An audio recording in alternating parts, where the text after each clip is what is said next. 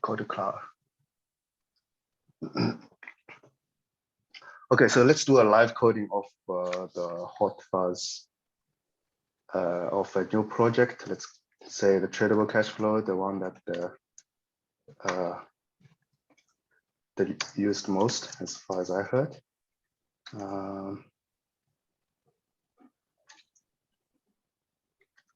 So let me just open, create a new branch. Let's call it the trader. Is it the tradable or tradeable?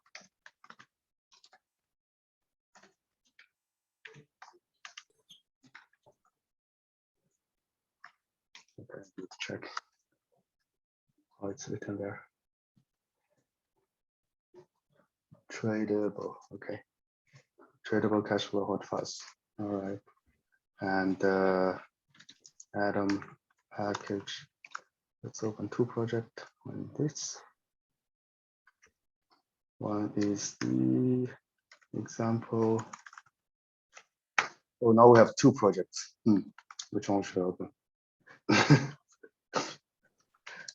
How do we manage that? Sorry, hang on. You mean truffle and hard hat? Yeah. I think it's either with truffle. Let's do the hard hat example.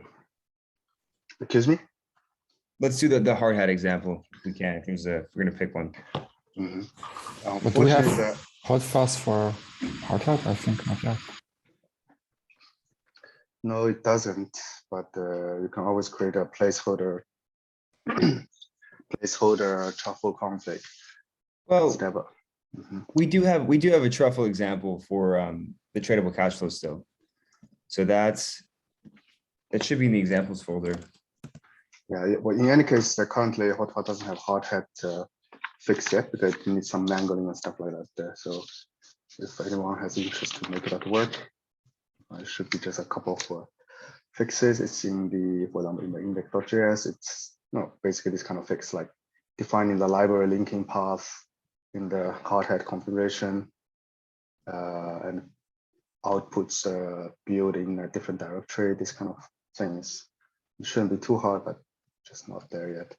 So for the interest of time, perhaps we could just use the, let me have a look first.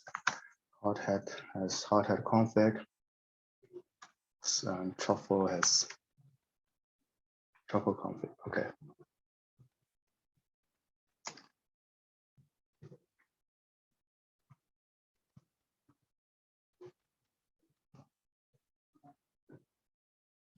Yeah, they would diverge, right? So this way is the one downside if we start to change it, but probably we don't change it.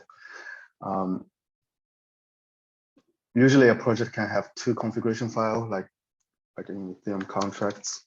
We kind of have that situation already. We have a truffle config and with a hard hat config. There are certain workflow that haven't migrated to hard hat. They're still using truffle, especially production workflows. Something could be done similar here though, because otherwise we'll have duplication of code. I'm not do it here because time is limited. Let's see. I can make it work. So just give a quick overview again. What is hot fuzz? So, well, it's basically a Echidna wrapper, and tomorrow in the community call, someone from Echidna will talk about it and what's the theoretical background behind it and how it's going to be helpful and why it's helpful, and some of the behind the scenes stuff. Then just need to set it up. So I already have Echidna set up. So this step is probably the stumbling block for most of people. It's not difficult, but it's not trivial either. It's not like one click you're done, right? So yeah, do follow this step here and see if you can set it up. If you have Mac, you should ask Vincent, who also has set up on Mac recently. On Linux, slightly easier compared to that, but So you need to install a couple of dependencies. Echidna and some Slither is a static code analysis built by the same group people. And cryptic compile, something like that. I think it's compile overlay over either hardhat or truffle, or even, I don't know what they support Foundry yet. So it's kind of compile overlay wrapper.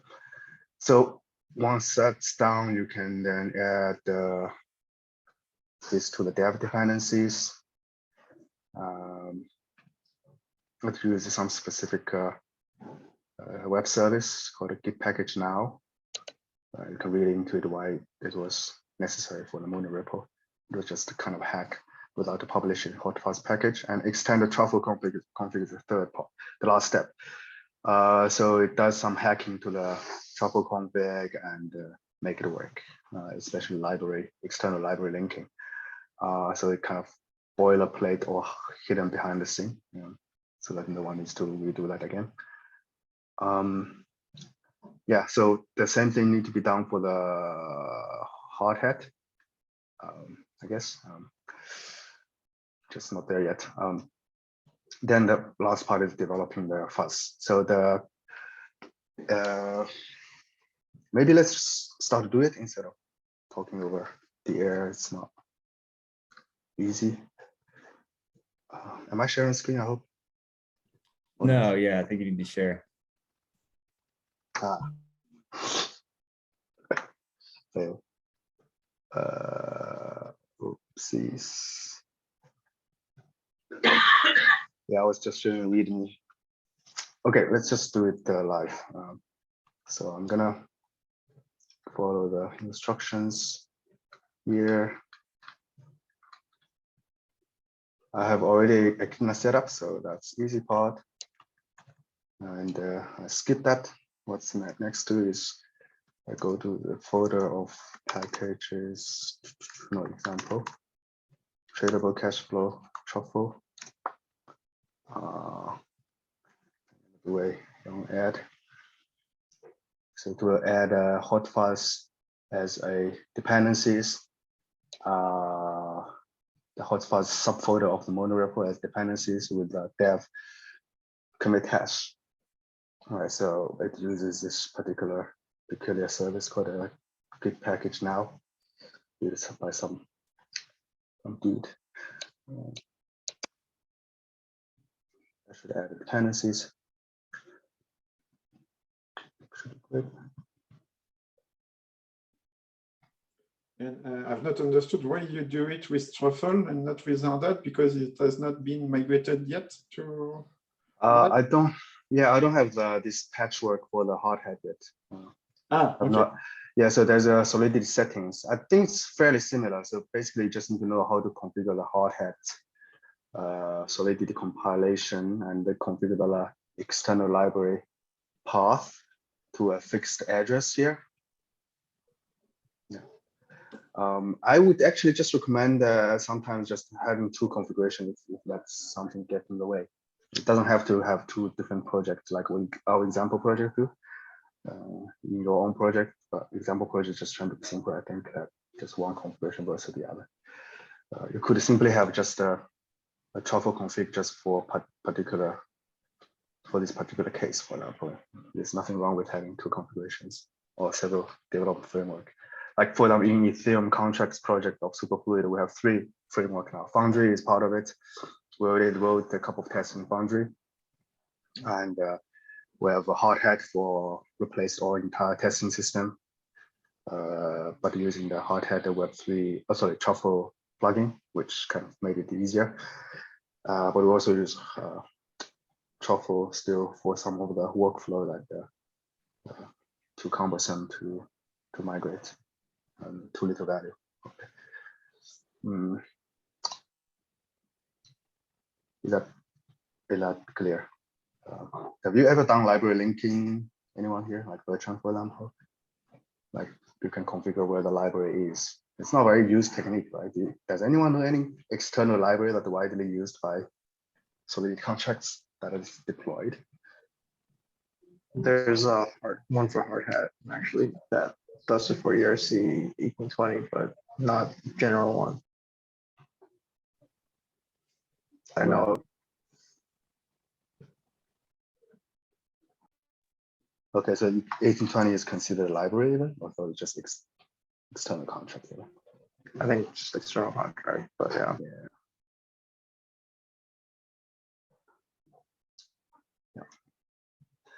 Right, installed. So let's see what's the changes locally. So the yarn log changed, package.json also changed. Added a new line which says dev branch, right?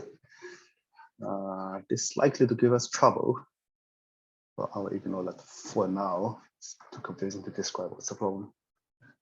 In short, you can replace this with a more explicit commit hash to learn the problem. Otherwise, let's move on. So we have that dependency installed. Now let's extend our truffle config.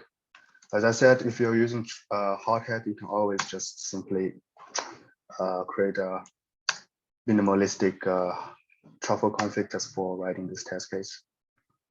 There's nothing wrong with that. Yeah, I'm not going using this editor. Use Atom instead.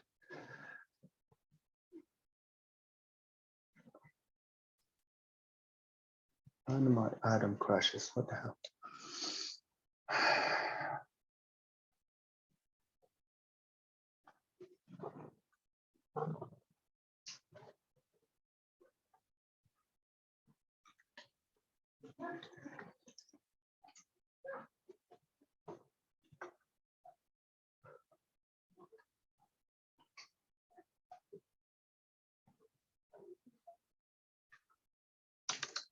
All right. So what's this mysterious M? I probably didn't describing the readme. Did I not describe what is this M thing? The M is just yeah, what you stored. Yeah, but in the readme probably didn't explain, right? In the example. No, I think in the readme it wasn't mentioned. No, it was M. Yeah, it was M, but wait, didn't I modify that? But yeah, I just can describe it a bit easily. Not a big problem, we'll figure out. All right, so now I modified the truffle config. So if I run with hot fuzz, it will run with hot fuzz mode. So let's add some boilerplate. First, well, someone needs to teach me what is a tradable cash flow though. So embarrassingly, I don't quite remember what can I test. So it'll be fun interactive session. So let's call it tradable cash flow dot. What's the naming convention?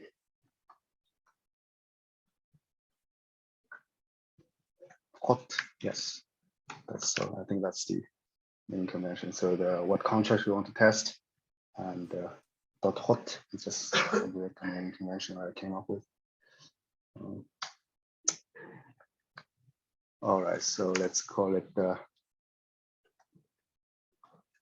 tradable cash flow hot fuzz. So unfortunately, with this, you have to kind of sync with whatever compiler version that the Superfluid contract is using. So that's a limitation that I think we should write in the hot fuzz readme. So if you're using different compiler version, because the whole framework wants to compile the entire framework together, so a non-compatible compiler will generate an error, if not a warning at least, if not error. I think it's error. So that's, but luckily in this case, not a problem. We're 1830, so let's copy paste something there. What else boilerplate we say? There's a constructor.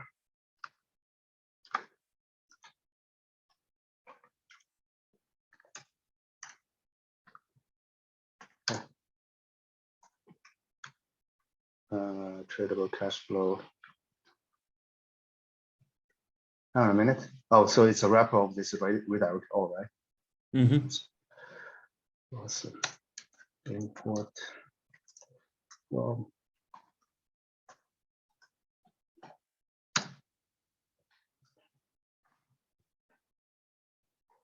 So 10 testers sufficient. Random number. What does that number mean exactly?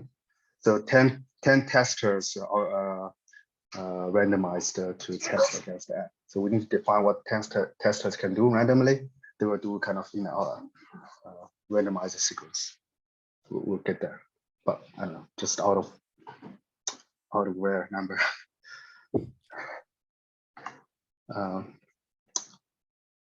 Hotfuzz space. I think that's all the basic boilerplate we need. No, actually, let's create the app.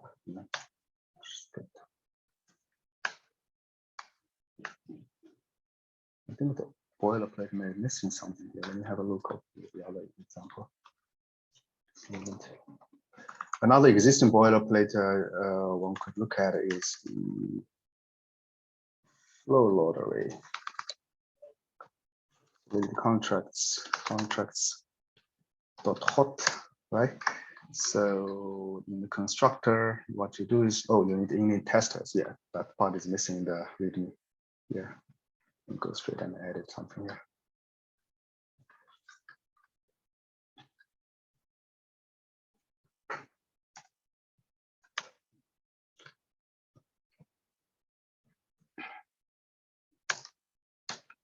So what it does is it creates an app, initialize the testers, and add your app as part of the account to be monitored, because the app will also take some balances, right? You'll see balance, stuff like that. So to test invariants such as total sum of balances, it should be taken into account. Probably some comments would help in the example code, but that's the purpose of it. Take into app balance to take balance into account during basic invariances checks. Right, so that's the purpose. Oops. How to initialize a tradable cash flow? So you need owner. Who's the owner? What is the owner? The owner will be the owner of the NFT. So the way that this works is if you own the NFT and somebody sends a stream into it, callback's trying to just send 100% of the flow back out to you as the owner. And then if it's transferred, it's then sent to the new owner. So that owner value is just to represent who the NFT is effectively minted to, and who is also going to be the quote unquote like receiver of the flow, because those should always match up. Let's see. Let's see what the strategy is better for initializing that. Before that, I have a bit more boilerplate. So I need to find a type of tester for this case. In the flow lottery, we call it lottery player. What would be the appropriate name for this case? Tradable cash flow. Whatever. Maybe tradable cash flow holder. Oh, holder. NFT holder. Yeah, that could be good. They don't necessarily hold it yet. They are competing for it, right? It's fine. I'll just do with that. So it's NFT holder. Tradable cash flow is the app. Don't define anything here yet. Just boilerplate to start with. So to initialize this player, you have to give a SF framework, token, super token, and the app. There you go. Create tester. So that will be the NFT holder. You give the SF, give a token, give a super token, give the app. There you go. That should be okay. Oh, the app is not initialized yet. This is funny. So I have to give a initial owner, right? Yeah, that's one of the constructor values, because that's who the NFT is minted to once the contract is deployed. Got it.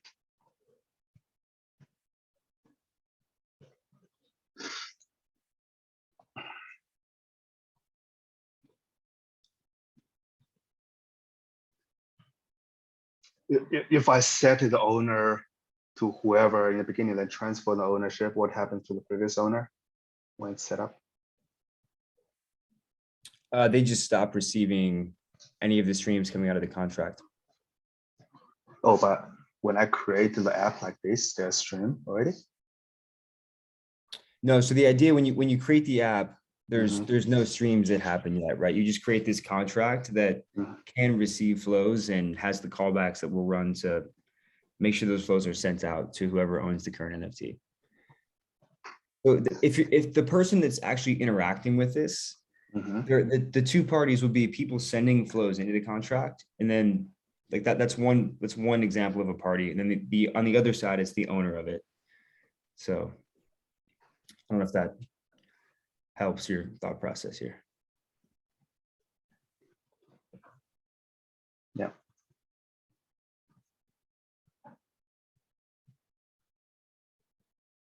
And so let's say if you have 10 testers, and do we need to nominate one as an initial holder? Does it make sense? Or we can just use this test app as a holder initially, then let the 10 players randomly trying to get to the position, get to the hold of it, let's say. Yeah, I mean, so sending a stream, if you send streams into it, it doesn't really do anything for the sender, right? There's no competition per se that where they're trying to get a hold of the NFT in some way.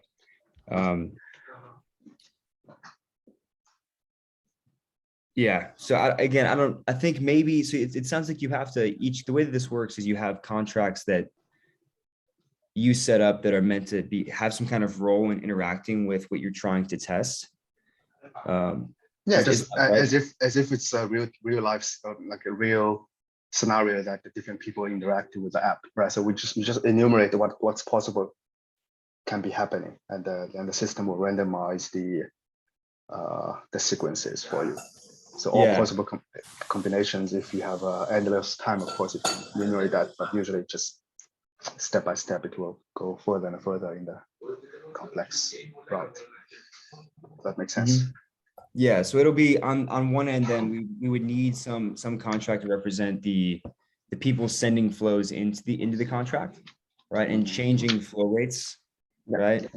And on the other side, we need to we need to have the initial owner who has sent the NFT. They need to be able to transfer it, and then the behavior should be as expected once they transfer the NFT. Yeah. So the fuzzer should do random starting, changing, stopping of streams, and random transfers of the NFT, I guess. Yeah. So in this case, the hot fuzz contract just define list of actions. So I would structure that test as such. We define a list of random actions. That's first step. The second step would be, okay, now every action happens.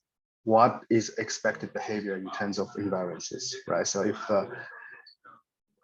if the flow is sent to the NFT, and then there should be a rule that who should be the owner now, right? And then we'll check that if it's the case. And also for super apps, the one of the basic invariants is that the app should never be jailed. That'll be a good invariance to have, I guess, for most apps. Right. So. Right. So yeah. To solve this conundrum, I have a easier fixer here. So let's say let's define a set app, a separate step in the set constructor. So that probably will solve this problem temporarily without trying to think too hard about who can be the tester for holding that initially. So I'm not going to initialize that here, and I initialize in a separate app. Let's say, all right. So unlike Foundry, if you haven't noticed, is that you can't impersonate a account in Echidna, right? So what you have to do is you actually describe player as a contract, right? So like all the NFT holder is actually a contract. You have to write a couple of wrapper function here. So Foundry, you could impersonate the EOA and do whatever action you can, right? But it's not the case here. App. Right now I should have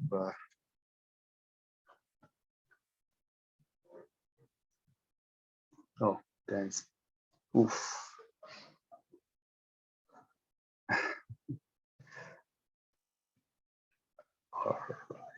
So my idea was that you init all the testers, and I need to go back to the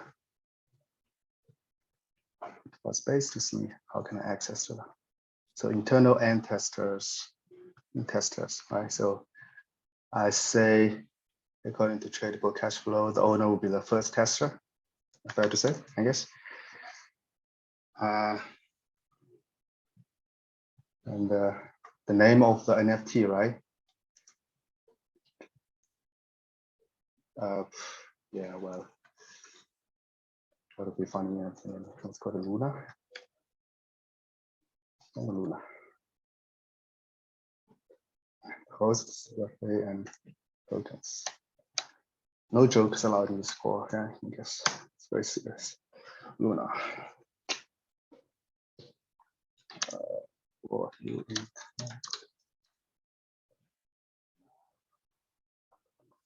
So I need the end testers. It is really ugly now, but hey, what can we do? The set app for the app once created, right? And add app to the account. Okay, so that's the boilerplate initialization. Does it make sense? Let me think. So you need to redefine the create tester, right? So you need to create a tester that has all the behavior that you need later.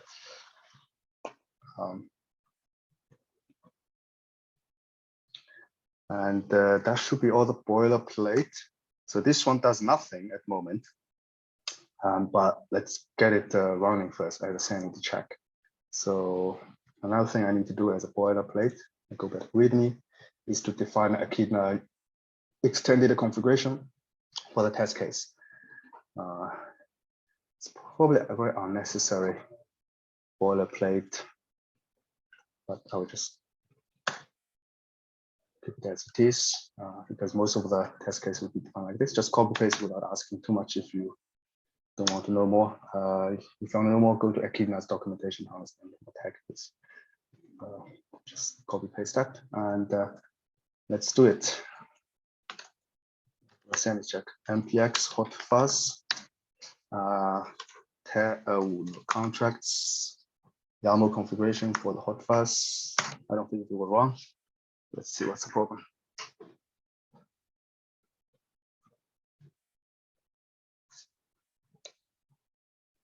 See the mistake.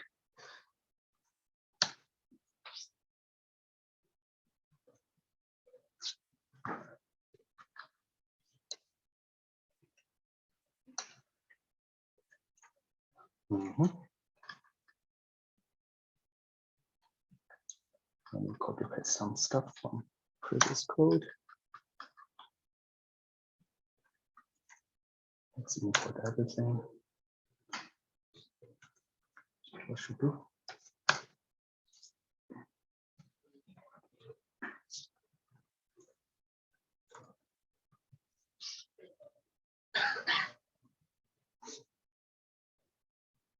Identify not found.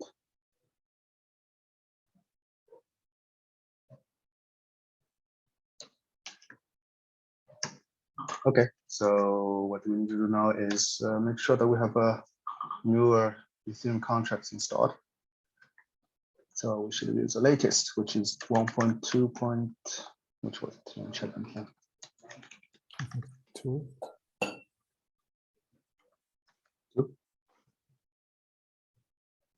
Yeah, there we go. And just do a generic check to see what I can upgrade. Yeah.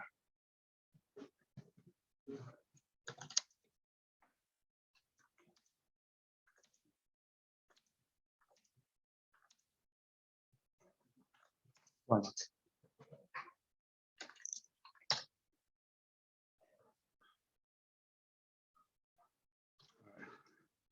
Interlude again. I wish Zoom has interlude music. You know the circus music? Circus. Yeah, we could engage a band for that live music. While compiling. Yeah. Let's do a bit compact here. I'm taking fast actually. We have 40 minutes. That's quite a challenge. Okay, it's done. All right. Let's try again. All right. So randomly, a tester can try to send a flow and take the NFT, right? But if the flow rate is there any rule? What's the rule? You send a flow and what happens? Does it get rejected? No? The idea is that no matter what's sent into this contract, 100% of the flow rate coming into the contract should be sent to the owner. So like, maybe we could check like if you send 1,000 flows, what happens, or randomize it like that, right? But that's the rule. The rule is inflow should equal outflow, specifically to the owner.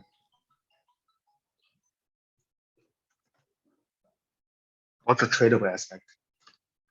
So another one would be if you transfer the NFT, if the owner transfers the NFT, Got it. Mm-hmm. the owner's new flow rate should go to 0, and then the new owners should have the exact same flow rate. Yeah, you go.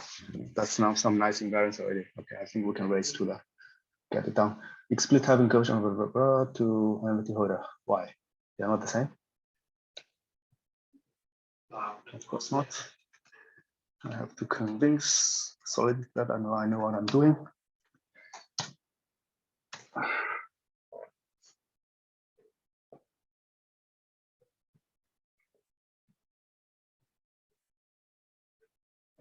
Gosh, I can't write everything one time. 4 arguments given, but expected 3. What the heck? Where's the app?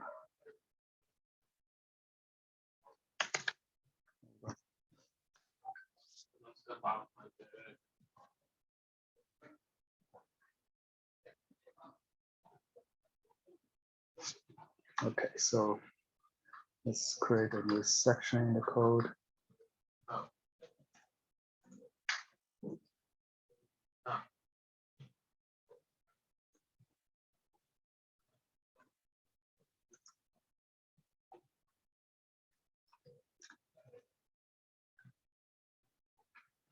So actions visit.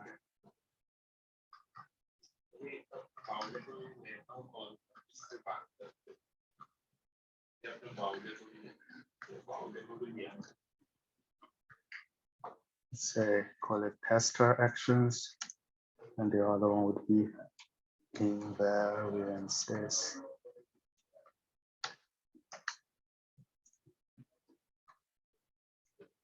There you go, it seems working. It should almost just doing nothing because it's just nothing too fast. We didn't define any actions. I think it was simply, let's see what actually comes out. I don't know. I don't remember the behavior. It's super slow, especially if you're running the VM like me.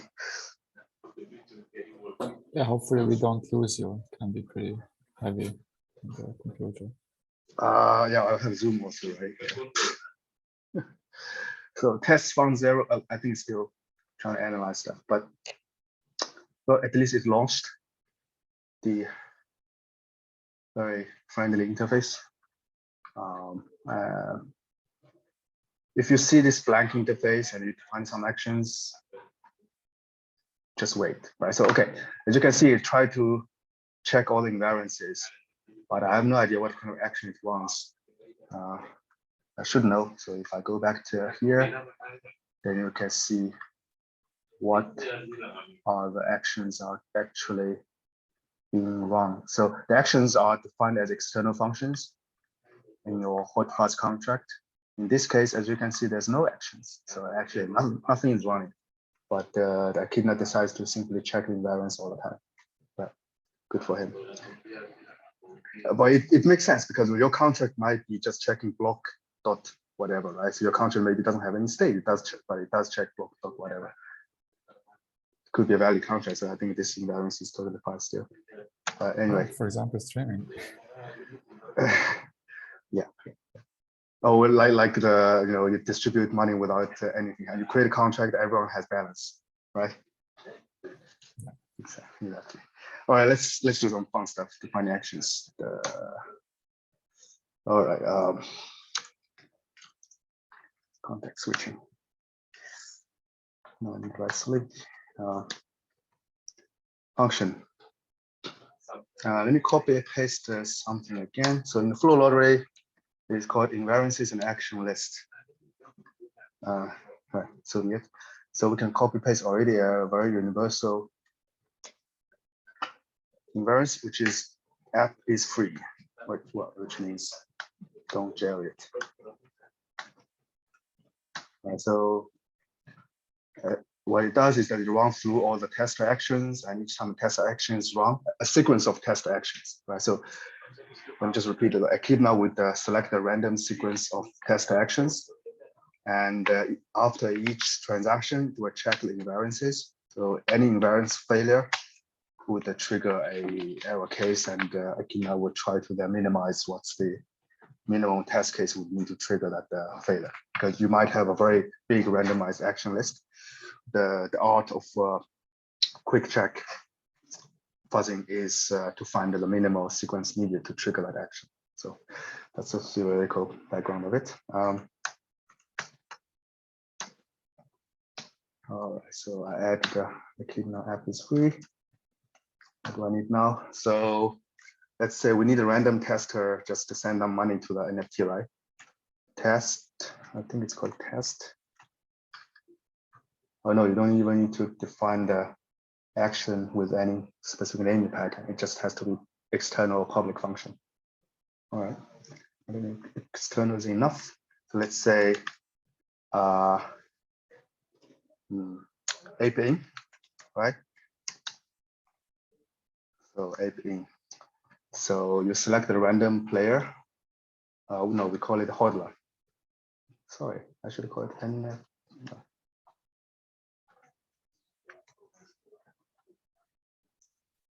Adjust teacher.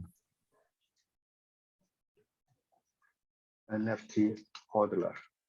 There you go. Ape in. So let's select the random hodler and give it a random flow rate. And external. We don't want any flow rate that is too swell. Well, we don't have to actually. Do we care if the flow rate is bigger than 0? That's a basic assumption. We don't want any case of let's just say 0. Okay, and it can also update flow rates, right? Yep. Okay.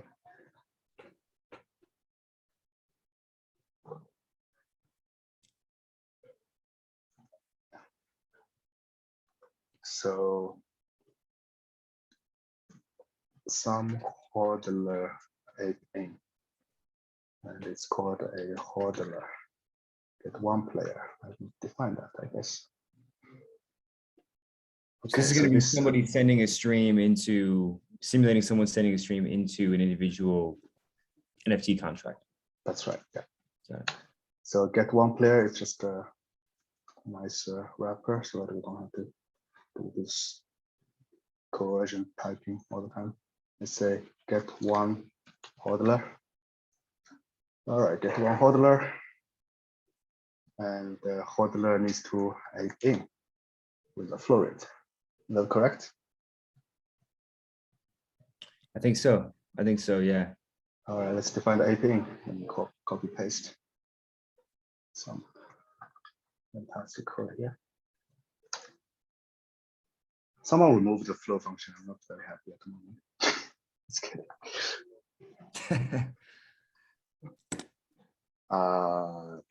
Play flow. Where the flow defined? Oh, flow is defined in the superfluid test, I believe. So yeah, I stay with flow. That's fine. Ape in. I'm flowing to the app with a flow rate. In the case of flow lottery, you actually need to pay the entrance fee. So in our case, it's slightly easier. All right, so remove that.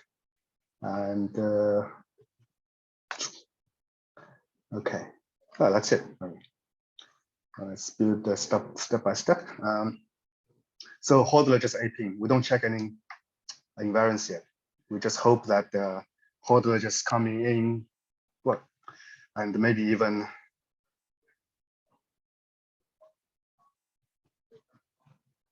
delete its flow, right? The hodler can delete flow, right? Yeah, I mean, so the hodler here in this case is the sender, and they're not really the owner of the NFT, right? It's just someone sending a stream into the NFT. So maybe the better name is like payer or something like that, or sender. And yeah, they can do anything with the stream, right? It'd be good to probably check like random creating, updating, and deleting, just to see what happens. Okay, yeah, I think with the current code, apart from deleting, because I'm kind of filtering out, but I could delete this, you know. All right, it just ape in or checking out. Both are fine. All right, so it doesn't matter. But it's not hodler then. Well, what heck is it? NFT degen or Degen, maybe degen is a better word. Yeah, okay. I think that well abstracts any reason to stream somewhere. Fine. Unless Vincent, you have the degen vocabulary better here, so you have a voice for that. I don't know. Or investor Don't with many want. O's. Oh no, let's call it lunatic. Lunatic with a lunatic sim.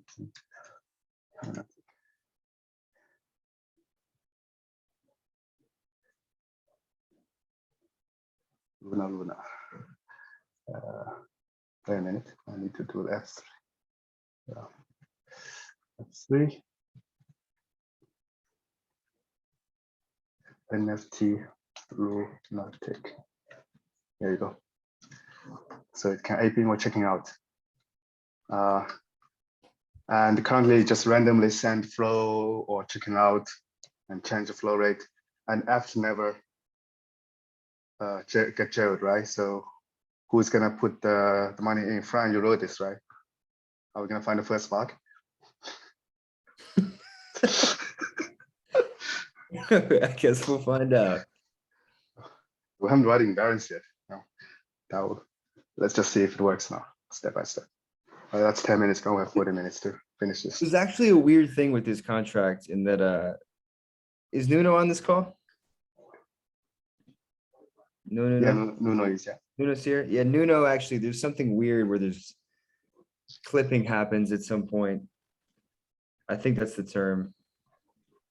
And we had to fix a special case of this exact contract for unlock. And I don't know if our example includes the really complicated looking fix. So. Okay, well, let's find out. I have no idea what to be expected at the moment.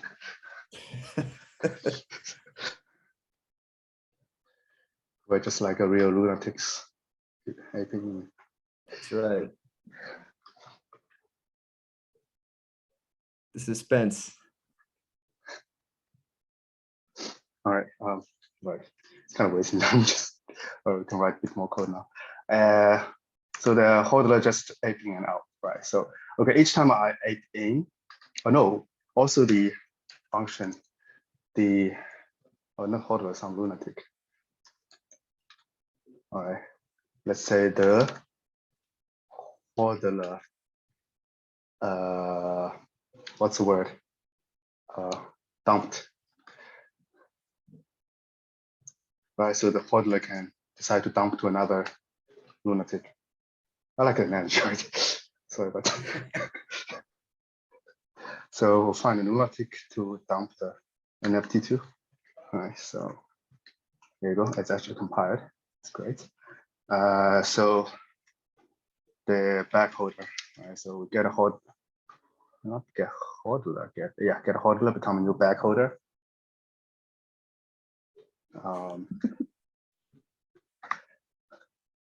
But the back holder has to be different than the current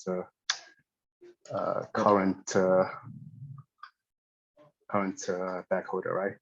So that state has to be stored somewhere. Let's think of it. I think it could be a state of the tester, right? So let's say there's internal, no, just private, I think.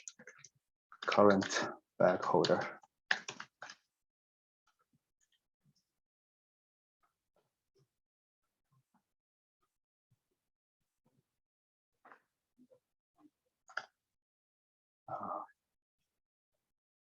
What's that? Yes, it's indexed by the int. Now here you go. So there's now actually literally tester sending string to the app or deleting string, and nothing is blowing up yet.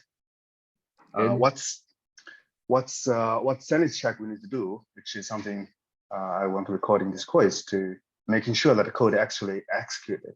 Because quite often is that the code simply revert and nothing actually happens, right? So that's where the coverage sanity check is needed, right? So I will stop this test after 1,000 test cases also. Then we will look into what's the coverage report and see what actually happened, right? While waiting that, I'm gonna just write a bit more stuff. So I have this current bag holder, which should be the first tester, right? So let's write it more explicit. Current bag holder is 0. I want to give the current bag holder the ownership of the NFT, the Luna stuff. You have to order on line 32. 32. Yeah. This type. Right. You need private current holder. All right.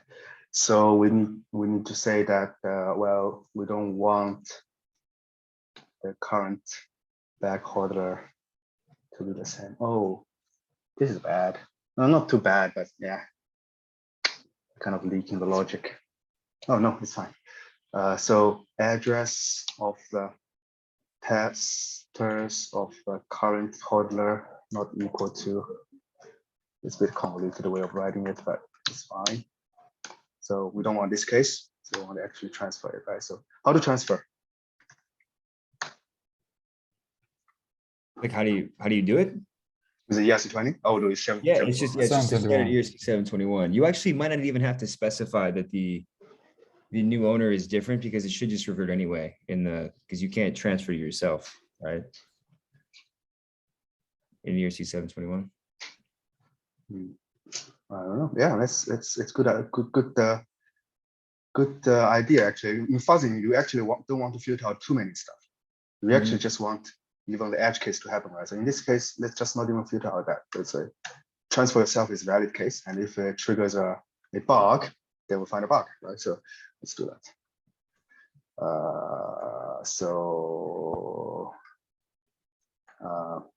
Help me transfer. Yes. It's using the, wait, is it using the ERC 71? Yeah, it's the open Zeppelin one, fine. Transfer to the new bag holder, right? There's nothing to specify, right? Yep, There's it's no just unit. standard transfer. Yep. All right, here we go. Okay, I'm gonna cut this off. Takes too much time because it's Zoom. All right, so it stopped in the middle. So there is a magic script that analyzing what's actually being executed. So I'm gonna go over quickly what does mean. The analytic scripts need a bit of refinement because it currently has too much noise. So what it happens is that there are 5% of the total code, 5.59 of the total code, including Superfluid actually, which is not necessary to be included, which can be optimized out, right? So anyway, so those total net lines of code got stopped.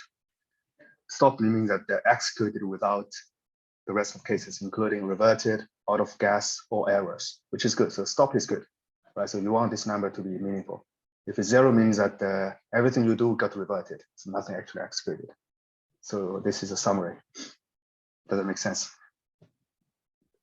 Kind of. So wait a second. So stopped is good in that you tried to do something that was invariant and it didn't happen, and that's good. Is that the sense that you mean that in?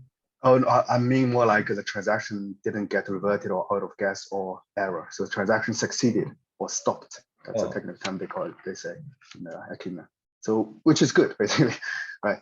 So out of those, and the second line is interesting, right? So there are 1.74% of code not only stopped, but also reverted.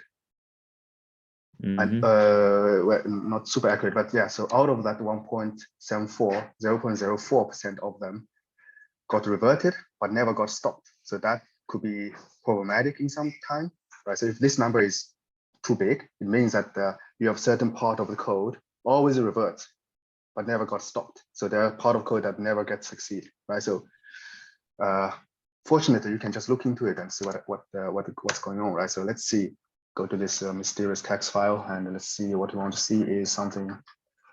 The biggest logic would be update outflow, right? Let's search for that. Yep. Oh, as you can see, asterisk means that these code are all executed or stopped, which is good, right? So, but then you also should have code like this, right? So you have two cases. Sometimes it's got executed, sometimes got reverted. So the apps, sometimes there's cases that you send flow to the app and it got reverted. What could be the case? Questions? I don't know. Someone tell me. This could be that issue that we ran into the other day. If Josh or Nuno are in a spot where they could explain what they found, that'd be probably helpful. But yeah, it likely had something to do with that. There's an issue, I believe, that is around like the clipping of like, I guess, bits, right? When we're doing something inside of one of the callbacks. And if I had to guess why something was reverting, it's probably that. There are certain flow rates where there's an error that's triggered, but I'd have to get more details from them to fully explain it. Yeah, okay, so the further improvement of this whole test function, if we want to make that promise about a specification that whenever people send flow or delete flow to the app, it should never get reverted. If that's the promise you want to give, then we should actually add additional code to trigger a actual proper errors so that we can capture those cases. Then we can make sure that there's no such case. But in the end, on the other hand, it could be simply that we say, oh, sometimes you can't send a stream for whatever reason. If that's the case, yeah, so be it. But I don't think it's probably a good idea, right? So that's probably good for further investigation. But I don't know what happens if the owner himself send the flow to the app. What happens? It shouldn't matter, right? It's like you send a flow to yourself. Okay. Yep. Okay, so there's certainly a case that this part is triggered. The way to actually become a testable sequence is that you actually make a revert a problem, right? The revert usually is not a problem in the Echidna test. The problem would be only if the invariance breaks or you explicitly issue an error log. Then the Echidna will consider everything's wrong and it will trigger a error case analysis. But that part I can't demo live because I don't remember the sequence how to trigger that. But it should be quite trivial. I think it made a log or something. Yeah, that'd be useful. So basically what you're saying is that you can include more fine-tuned errors, right? Where you can log errors that happen if specific logic is called that reverts. Yes, fine-tune the error with more information. Yes. Yes. But actually, the easiest would be to simply assert. Assert is by the testing tool considered to be bad case. Any assert will be recorded as error, so it will interrupt the whole thing and start to try to pin down what's the minimal sequence to trigger that assert. So that can, right? So right now it sounds like nobody knows what the heck is going to trigger that, right? So we're not so sure. But what we could do is simply, for example, we could write in such way that the flow is try-catched, right? We could try, but probably we can't because flow is we can actually, it's an internal function. Some expert tell me, right? I can't remember if you can try catch an internal call. This is defined I think in only external. Yeah, so right, so some technique required to capture that error, right? Then you know that the error happens when you do the flow to the app. and then you do assert or trigger or send a more contextful error so that you know how to debug. Right? Or what you actually want is to trigger a test sequence and let Echidna find out what's the minimal test sequence to trigger that error. Right? So that's what's needed. So, but that's next. I don't think we can do that today. Let's move forward with a bit more. I think we're on a good track, but that's interpretation of how to read that. So you have stopped and R. So if you have both, maybe okay, maybe not okay. Depends how you read it. Okay, so the next one would be adding a hodler dump, right? So now add this. Now it's probably a good time to add a new invariance. Invariance should be always starting with echidna underscore, I think. So that should be the hodler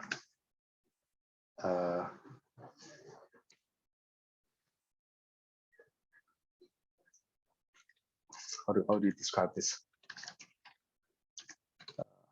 So the hodler gets all the flow rates, right? So that's invariance you want to make sure that always the case. Hodler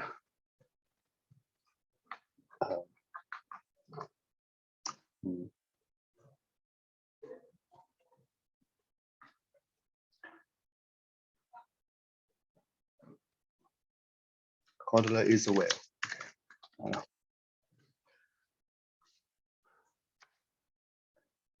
Hodler be whale. All right. So how do we test that? What would be there? I think you need the net flow rate of the NFT and the flow rate between NFT and hodler. Then we subtract the latter from the former, and then they should be equal. Mm-hmm. Is that correct? Yeah. So we go through every testers, and we also get the net flow rate from the app, right? So let's say all the testers. The only special one is the hodler. So let's write that. I'm going to copy paste code again. Save some time. So we have a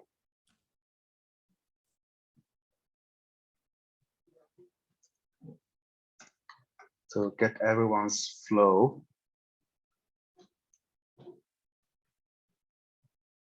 to the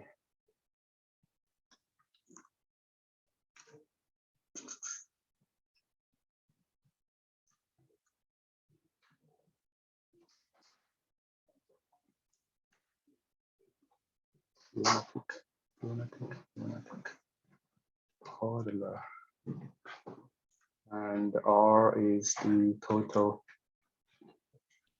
input flow rate to the app, right?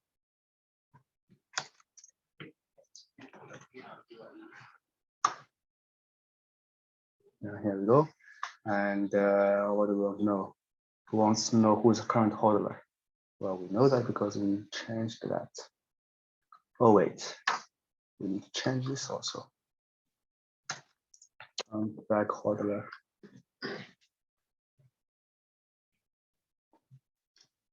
Ah. Damn it. Sorry.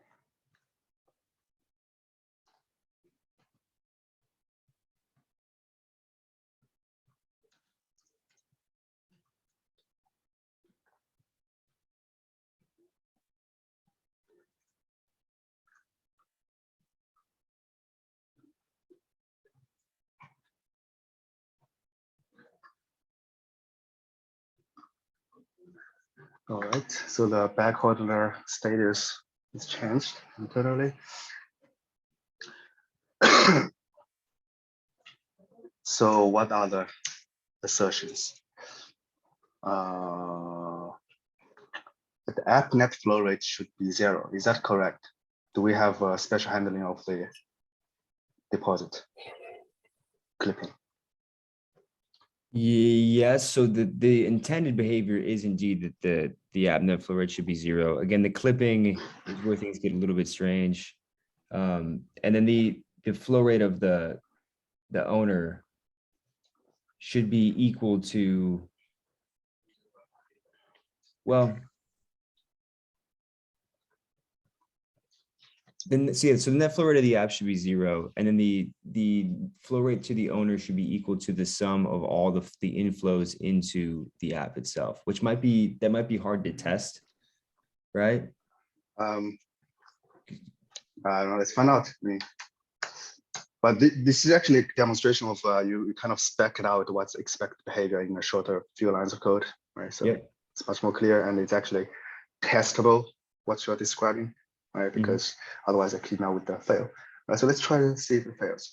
So let's just assume that the app net flow rate is 0, which sounds like there might not be, right? So let's prove that. Get net flow rate, where is it? Here we go. No, we can actually make it easier. So I'm going to code cleaner. So let's say the app does not log you. All right, so that's the. So basically, we want the key net prover set the net flow rate of the app is equal to 0 always, and you're telling me that it's not. Well, let's see, why not? So that's app does not log you condition. So this is how you write the invariance in this case. Net flow rate of app 0, except. Toddler beware. So this sounds too correct English. Let's say no log you.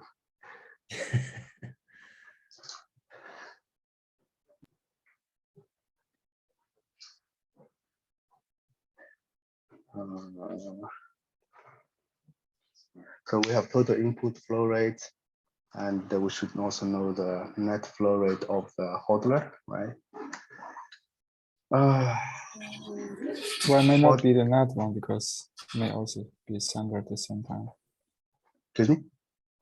The hodler may also be sender at the same time, so net flow rate is not safe. I would check just the flow between app and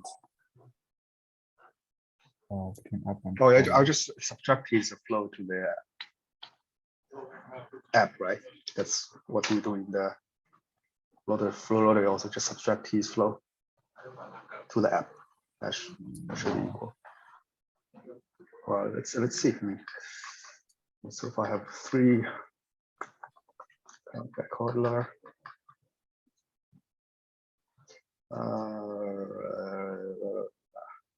this guy, and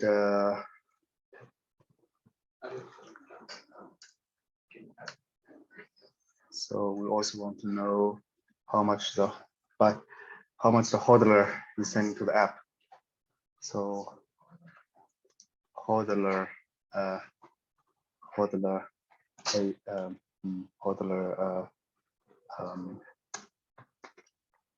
we're playing, but isn't it easier to just get the flow from app to hodler because then you have all cases covered?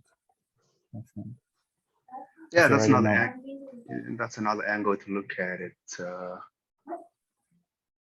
Because here you're making the assumption that the hodler has no other flows going the same token. Yeah, currently that assumption should be okay because that's how the test is written, right? Yeah. But we can test both in fairness, right? So we can have 2 conditions. One is hodler aping flow rate. So hodler net flow rate is positive, right?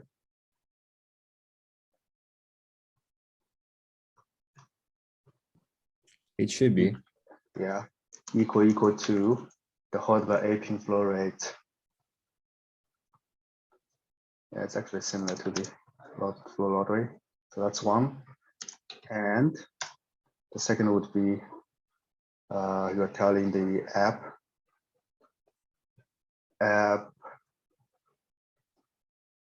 pay flow rate. App Yeah, I think it would be from app to the hodler.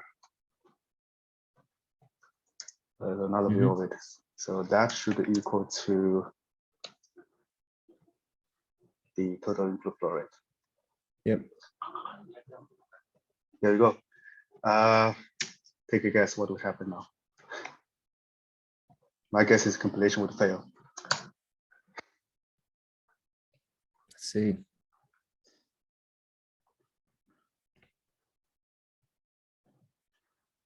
Right, so 37 complete. And heck is 37, 37, 37 test. Yeah, you gave it a type now. The transfer not found. Ah, it's transfer from in 721. Transfer from sender receiver token ID.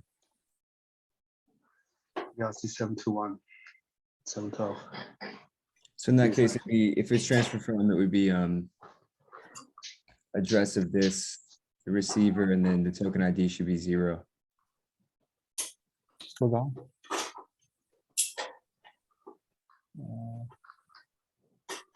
Oh, so is there a transfer just from the sender perspective, or I have to always use transfer from, unlike the ERC20? I think there's only the transfer from. Okay, fine. So dump it to the next backholder. So this is how you define the action in your app, in your player wrapper. So that would be function dump it. Okay, wait. Dump it to the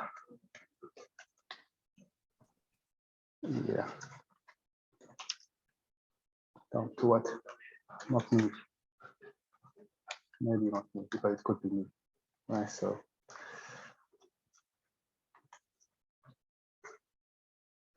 we're saying that the app could be transferred from me to maybe not me. Is that how it works? And then you should have the token ID at the end. What the heck is token ID here? It should just be 0 because it's the first. We only generate a single token when you mint this NFT. You're minting one, and it starts at 0 in terms of the IDs. All right. So this dump it actually assume it works, right? So the current backholder will be changed regardless if it succeed or not.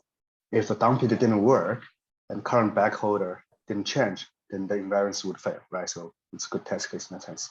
So this has to succeed. If there's any revert for whatever reason, then we catch a kind of bug. So transfer should never fail, right? With current setup, as far as I can see. So dump it, maybe not me. All right, I can dump it myself, right? I maybe can. I don't know if I can. Who knows about the contract? All right, let's see.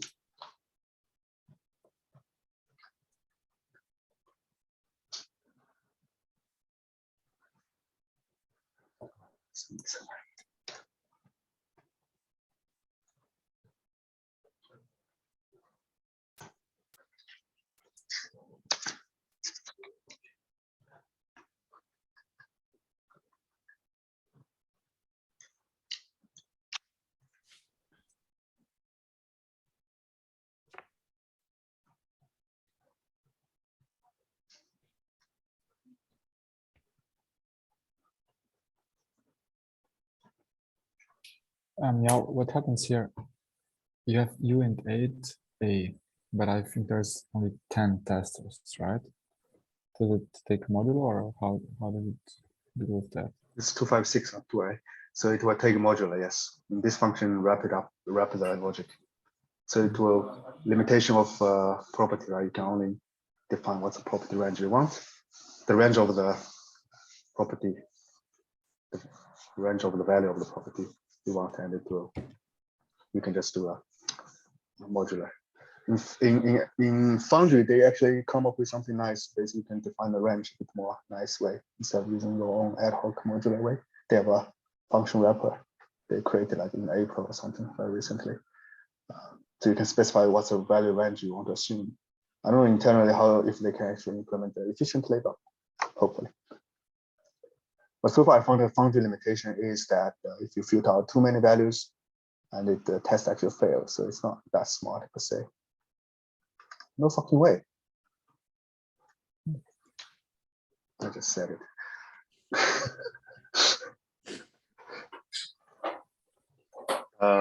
Nothing fails. I don't believe it.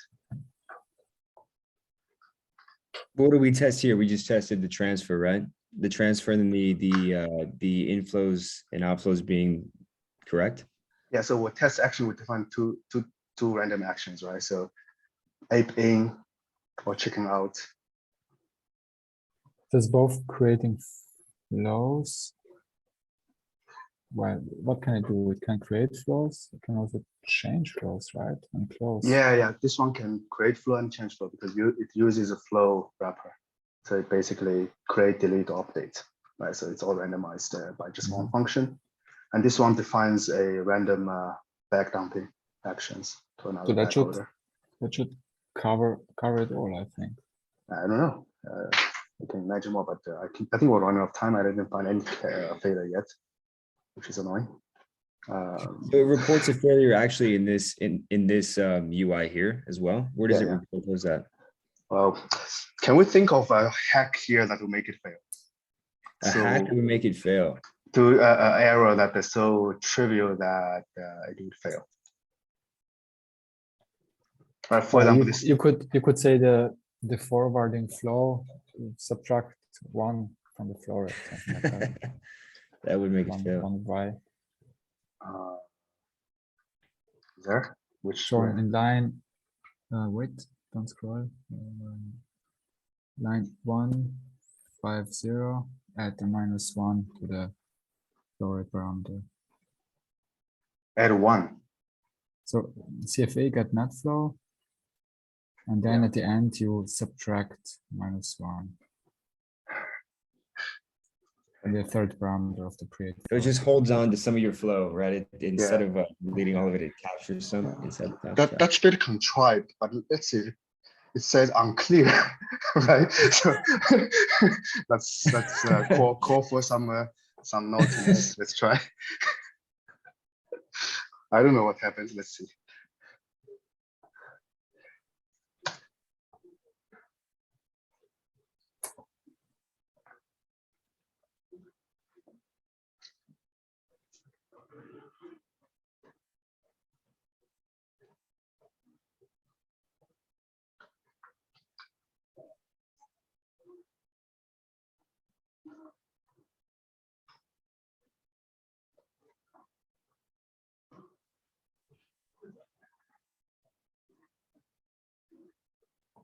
Do you have any idea about the value distribution it takes for UN 256?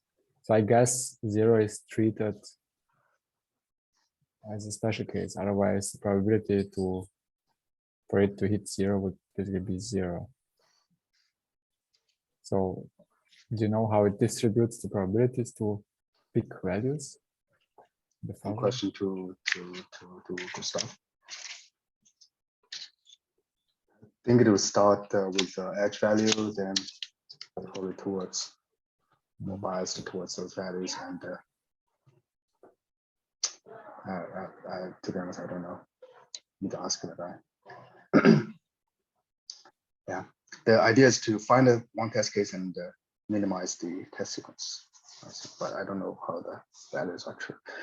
It uses grammar-based fuzzing, right? So it does need to read into the ABIs and then come up with test sequence that are not that, but it's kind of inspired by the ABI inputs, right, in a sense. But nothing happens, right? So that code is totally useless. We don't know yet. We need to write. So you can configure how many test rounds you want, right? So that makes a difference.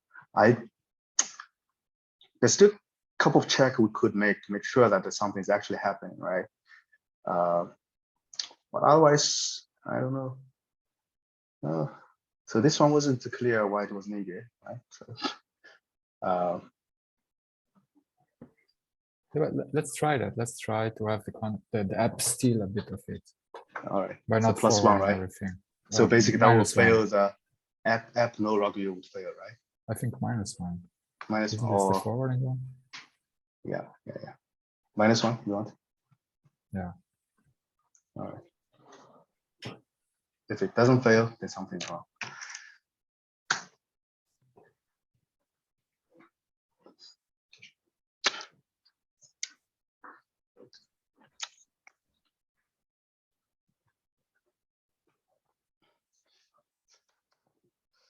This should fail in each transfer case.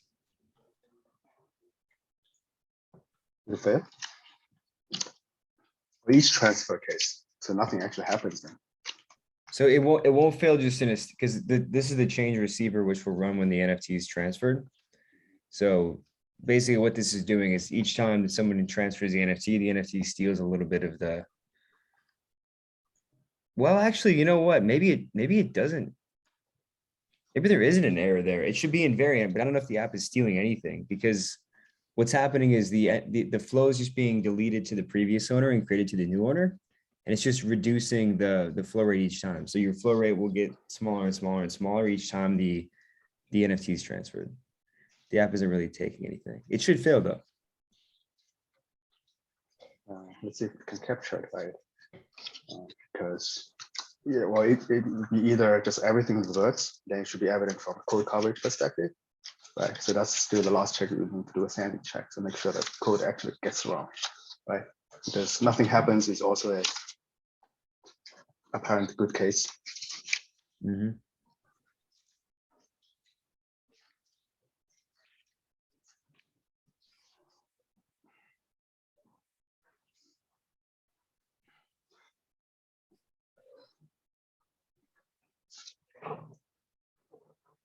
Can't be right. How about I just don't send it? What the hell?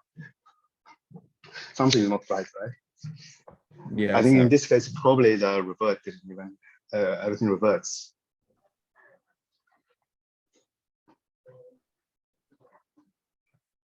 None of that invariance got triggered so far. are we checking that the flow rate is equal before and after the transfer event? We could check and assert. That would be one way to find it. So wait a second though, within the hot fuzz or echidna, in the functions we write, do we have to also, and we also have to specify what should happen, right? Because there's nothing in this contract that's going to revert if this happens, I don't think, right? Because it's not, yeah, I mean, it's just decreasing the flow rate by a little bit each time the NFT is transferred. Yeah, I mean, if the app doesn't revert, it's kind of, I mean, if the action doesn't revert, it reverts, it's fine even, right? But we have to define the invariance to catch the error that we, I don't know what actually happens here. Maybe if -1, I mean, the app proposes to send everything out. I mean, I don't know the rest of the code yet. Right, so this is change receiver. Flow.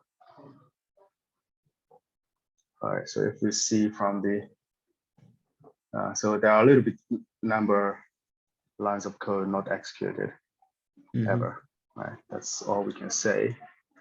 I'll do a last try, right? So, which I could just do a send check close, remove all the build directory. Now I just simply don't send anything. What the hell, right? What does that mean? Well, Why but that's create not- flow with 0 will fail, I think. That revert completely, yeah.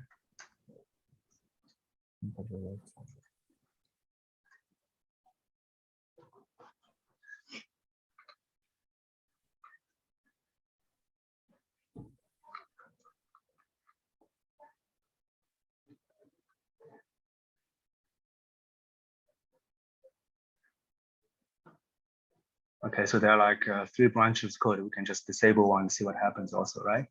That's another way of testing it. This is an ownership change. Ownership change may be, because it depends on the sequences. Maybe you wait more than you should see that. My computer is too slow to wait too much. So I could, for example, never handle the update case. Mhm. but you would get a revert, but we don't have a, yeah, that wouldn't be discovered by the test case because we're kind of allowing reverts, right? Because here, like in this sequence, we're kind of allowing reverts. So kind of. So it may, for example, be that transfer to self always fails, but since you allow it, it just stops the sequence, right? No, it doesn't stop the sequence. It can revert. It's not a problem. So the sequence of it doesn't stop it if there's something revert in the middle.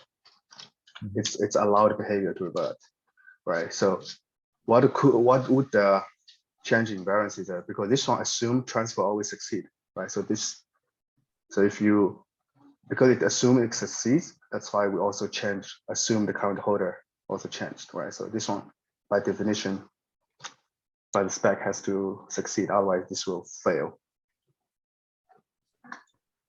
Yeah, so it's working off of the invariance, like the logic for what is an invariant case that you write in Echidna, right? So you write these functions that return what should happen, and if any of those ever fail, then it stops, right? Yeah. And that tells you, okay. Yeah. Got it.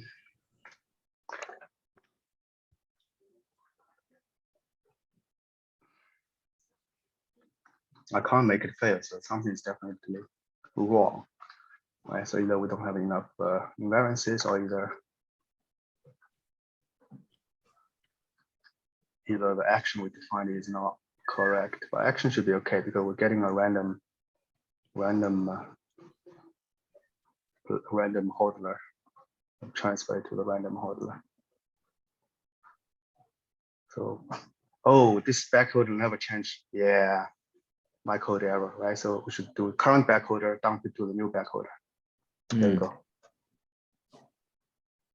There you go. Code error. Because that one basically never get executed. And we are basically trying to change the behavior of this function, which never gets any meaningful changes, right? Sorry, change receiver. Now we can do some funky thing. So, well, I think now if I use 0, it should fail. All right, so it was code error in here, right? So No, 0 just reverts.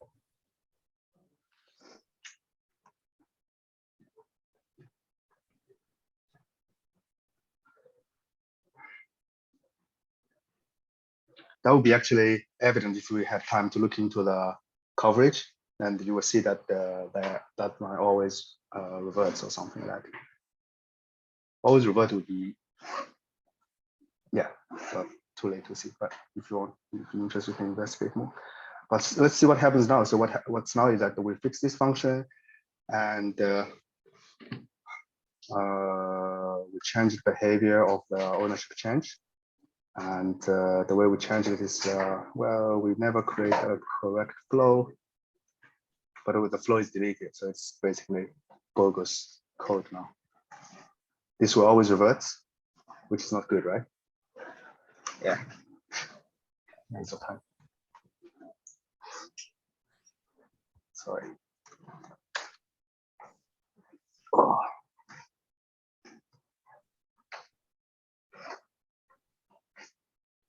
But maybe it would have jailed the app and triggered that invariance. That's not a jailable action, right? We're just changing the. Why isn't it in the callback? Doesn't it jail it? But it's not even in the.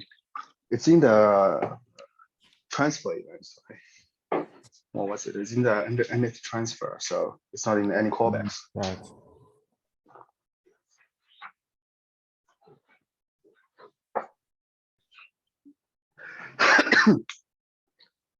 I got it wrong very soon, but let's hope this one we can see an error. Now I'm satisfied. I can close it. That's everything's bullshit.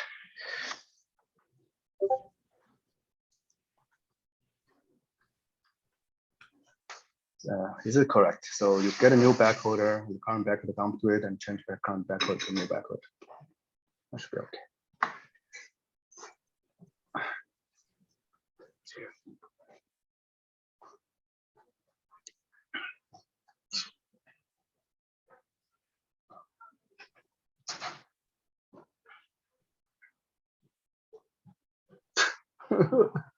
Nothing is happening.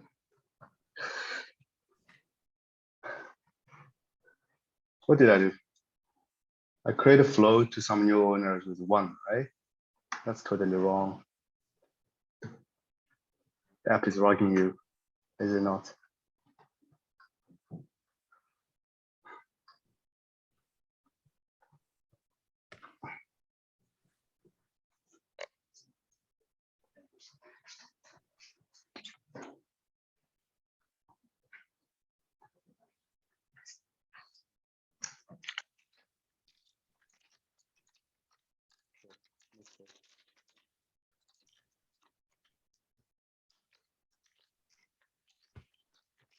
Is there a way to see the sequences it tested?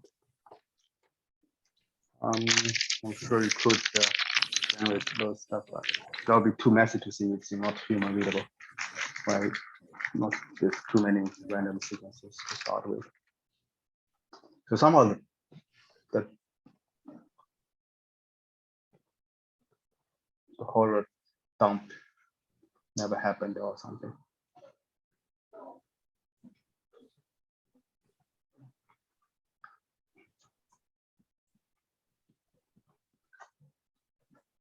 All right, so far no luck. So let me just stop this and let it generate a coverage, and let's have a quick look before I do this wrong. This one, let's go to the hodler dumped. Always reverts, right? So we can see clearly always reverts. Something's wrong, clearly wrong. So maybe my transfer function is wrong. Did we get one hodler already? What?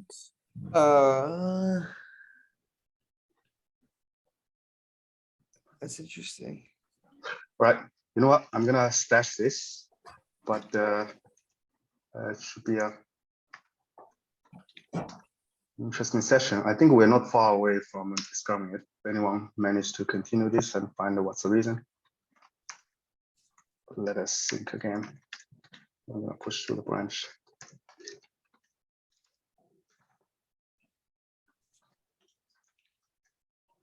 Yeah, so always check the coverage and to see what, if anything actually happens for that certain branches. That usually tells a story. So in this case, backchecking never happens. That's why we never discover any error, right? And that should be even a cert. So the dumping should always happens. All right, so if we add basically a cert here, easily assert that the current owner, I guess there's an owner function, right? Yeah.